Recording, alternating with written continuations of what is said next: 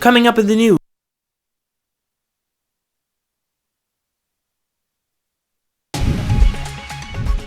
Coming up in the news, concerns mounting about a possible hike in food prices.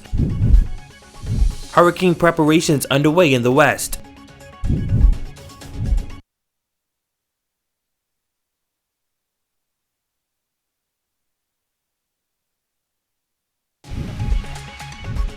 Coming up in the news, concerns mounting about a possible hike in food prices.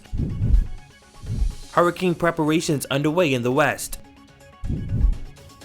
And a suspicious death under investigation. The Bahamas Tonight, the Northern Edition, starts now. This is the Bahamas Tonight, Northern Edition.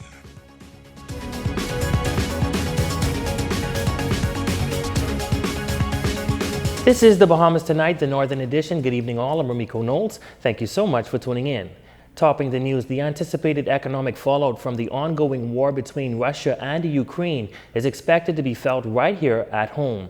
The conflict is into its 5th consecutive day, and countries around the world are bracing for the possible impact as it relates to escalating fuel and food costs. Here on Grand Bahama, Chief Price Inspector with the Department of Consumer Affairs, Reno Smith, is advising to prepare for price hikes. The gas price increase will trickle all the way down to the food increase. That's why food production and food security is so important.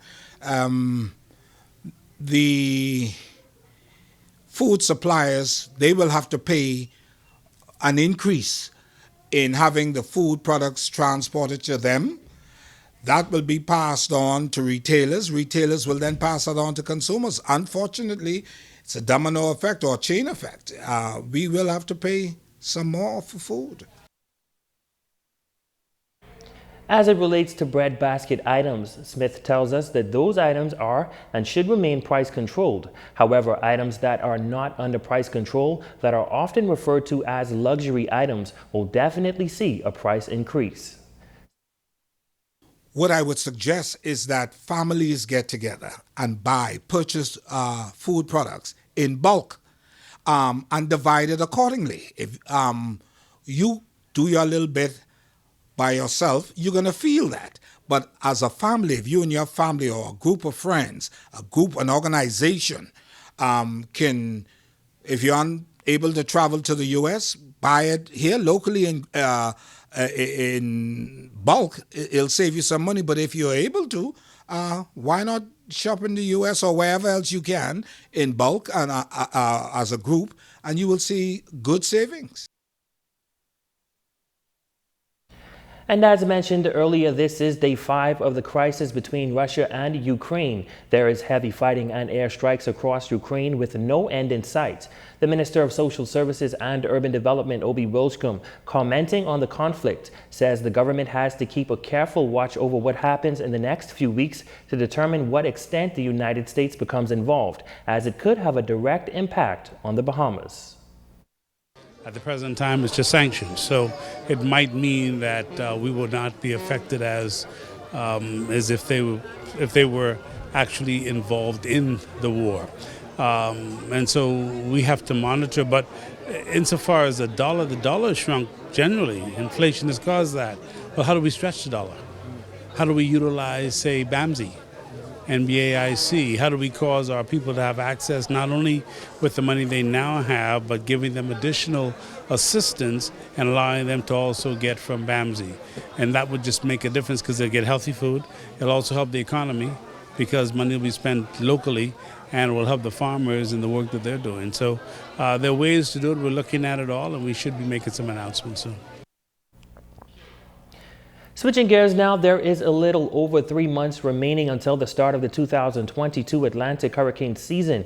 The National Oceanic and Atmospheric is predicting 14 named storms, 7 hurricanes, and 3 major hurricanes. Member of Parliament for West Grand Bahama and Minister of Social Services and Urban Development, Obi Wilshcombe, says many homes in the Western District have yet to be repaired in the wake of Hurricane Dorian. He says they are looking to help residents repair and prepare. We're getting ready again for another hurricane season, and many homes have not been repaired. 93 days from today, February 28th, will be the start of the 2022 Atlantic hurricane season.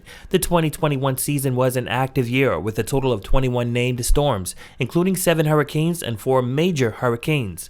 Fortunately, the Bahamas was spared from any major threats. And while many are still recovering from the most recent hurricane, the Minister of Social Services and Urban Development reports that some have yet to recover from storms dating back as far as 2004. It's not just Dorian. We've had Francis, Jean, Wilma, Matthew. We've had Dorian, and we've had the pandemic. But many have not been able to get back on their feet from way back when. So let us find a way to do that. I think that's why we've seen the social dilemma we face in our country, because we keep thinking it's 1 or 2 years, and many people have not had a stability in their lives. 11,300 people are fed every month, and additionally, they are providing housing for more than 3,000. He says the focus at this time is getting homes prepared for the upcoming hurricane season and creating economic stability for residents. There's so many people we find on the social service line looking for assistance. Many no fault of their own, just the circumstances. So what we have to do is we have to find ways to create opportunities, train them, place them in positions where they can go from being dependent to becoming independent. And as the countdown to the 2022 Atlantic hurricane season begins, he urges all to be prepared. Here's to a quiet season. Well, ZNS News has learned that police on Grand Bahama are investigating a suspicious death. Reports say a woman died at her home on the Ridge area on Sunday after sustaining injuries to the body. Police are now awaiting the results of an autopsy to determine the exact cause of death. Also, police arresting an Abaco man for possession of an unlicensed firearm and ammunition. The man was taken into custody while at a business establishment on Don McKee Boulevard in Marsh Harbor on Saturday night. Police say the suspect was among a group of men standing around a white Honda vehicle. Officers conduct a search of the man as well as the vehicle and reportedly found a Glock .40 pistol with a magazine containing 13 live rounds of ammunition in the Honda. An adult male was taken into custody. Investigations are continuing.